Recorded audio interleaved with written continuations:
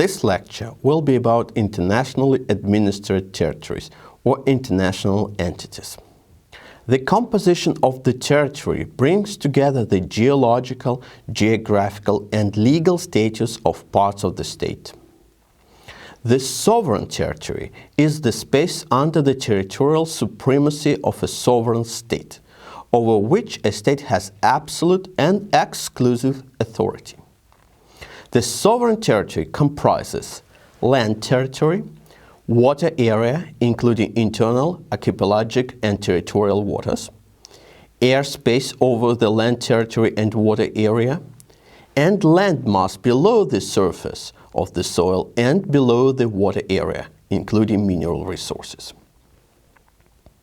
Some areas which are not part of the sovereign territory also come under the state's jurisdiction. As they possess features of both the state territory and the international territory, these areas are called territories with mixed regime. The territory with the mixed regime is either part of the international territory under a sovereign state's jurisdiction or part of the sovereign territory under the jurisdiction of another sovereign state in some matters.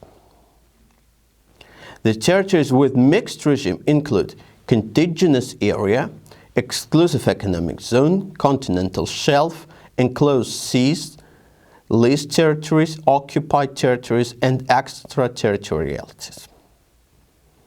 Alongside sovereign territories, there exists common heritage of all humankind and two types of transitional status territories, namely internationalized territories and international territories.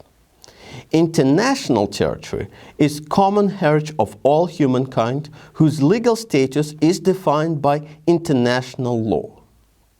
International territories are parts of explored territories of which nobody exercises sovereignty and which are jointly governed by the help of international treaties. Internationalized territories are attached to the territorial sovereignty of a state, but are under the jurisdiction of an international authority.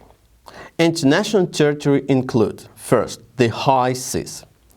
Water areas outside territorial waters in states' exclusive economic zones are recognized as an international territory. This status was given to them by the 1958 Convention of the High Seas and reaffirmed by the 1982 United Nations Conventions on the Law of the Sea. The international status presupposes free shipping, fishing, scientific research, and ability to lay submarine cables and pipelines and establish artificial islands in compliance with international law. Next, international seabed area. The seabed beyond the continental shelf is an international territory. The status was accorded by the same United Nations Convention on the Law of the Sea and involves the economic use of the area for the benefit of humankind only. Next, the international airspace. Airspace outside the territorial waters of coastal states is international. It is regulated by a series of international treaties, with the Convention of International Civil Aviation of 1944 being the main pillar. Flight is not restricted anyhow in international airspace, which nevertheless implies compliance with the rules and norms of the International Civil Aviation Organization. Next, the outer space and celestial borders. Outer space is the expanse outside the airspace, Earth's atmosphere. The international status of outer space and celestial borders is enshrined in the Outer Space Treaty. The moon and other celestial bodies can be used exclusively for peaceful purposes. The Arctic. The Arctic Ocean, together with islands and coastal territories, forms the Arctic, the transcontinental macro-region of ever-growing international importance. It is primarily due to vast oil and gas reserves and the ability to use shorter international trade routes, namely the Russian Northern Sea Route and the Canadian Northwest Passage. However, severe climate and high cost impede full-scale economic activities in the region.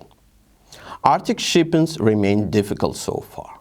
It is possible only along the Russian Northern Sea route and requires nuclear-powered icebreakers, which only Russia possesses.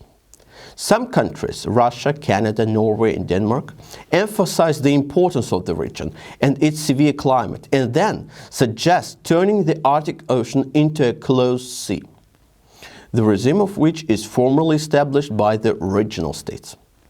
However, lacking consensus with the United States, the fifth Arctic power, makes this plan utopian for the time being. And the Antarctic. Antarctica is the Earth's southmost continent. Together with the surrounding Southern Ocean, it comprises the Antarctic macroregion, which is considered an international territory. The Antarctic Treaty was concluded in 1959. It proclaimed the region an international territory with freedom of access for scientific research only.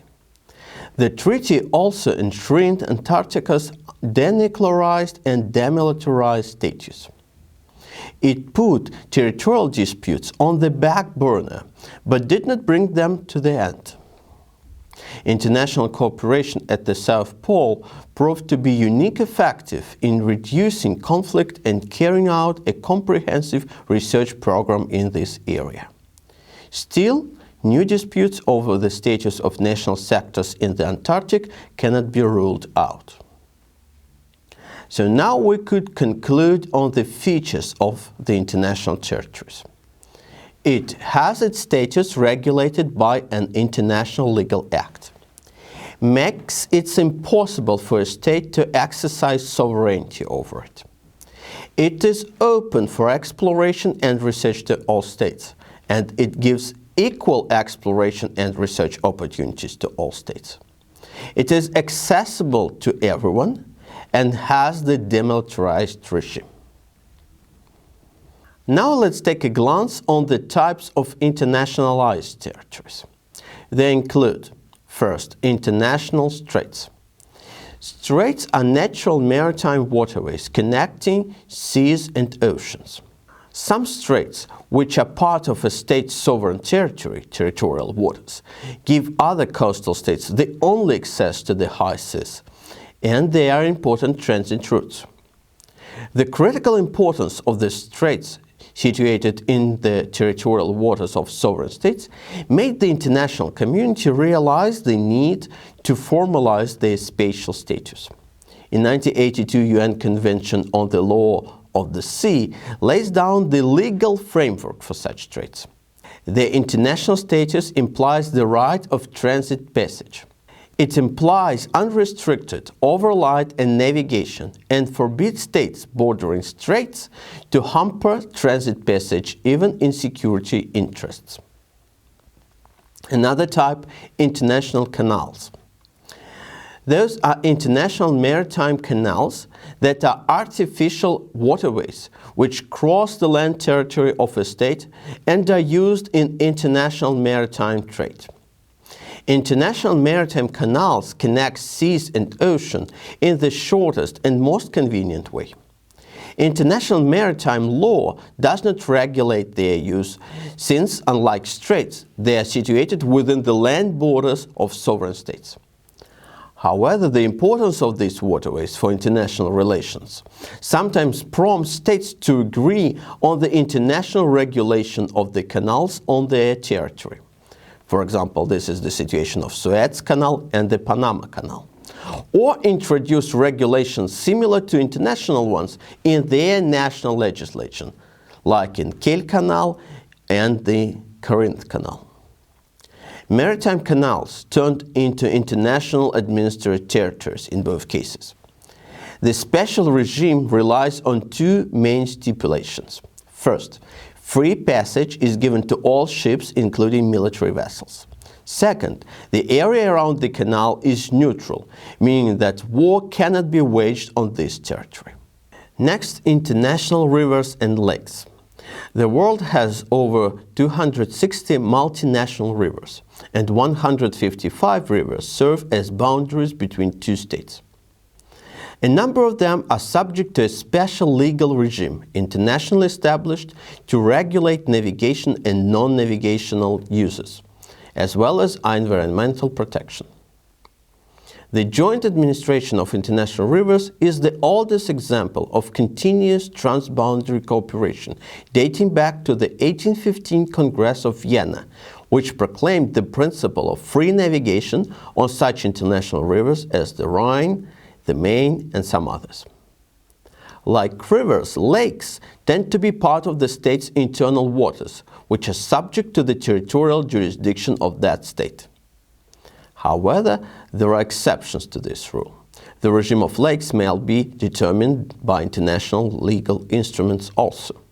For example, since 2018, the Caspian Sea, which is a lake, has been under the joint administration of Russia, Kazakhstan, Iran, Azerbaijan, and Turkmenistan, without prejudice to the sector's division. Next type, buffer zones. Buffer zones, they are a strip of land variable in width and that are organized by international institutions seeking to control the demarcation line between the state during peacekeeping.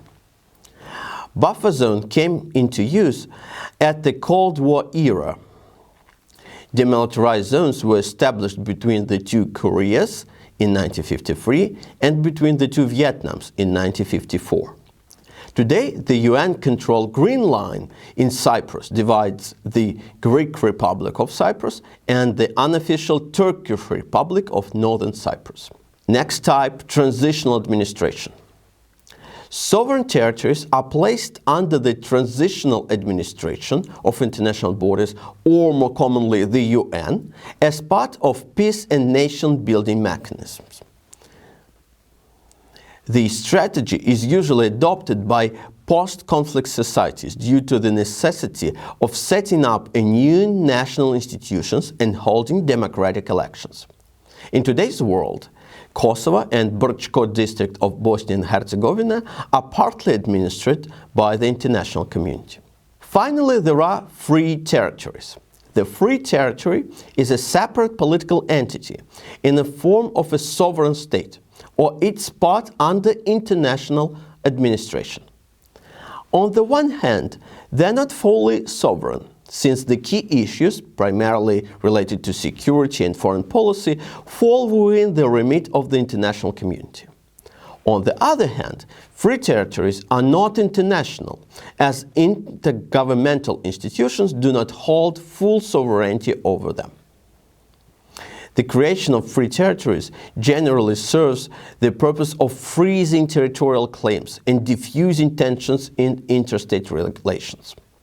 For example, the UN partition plan for Palestine, which failed to materialize due to the outbreak of the First Arab-Israeli War, planned to make Jerusalem a city under a special international regime.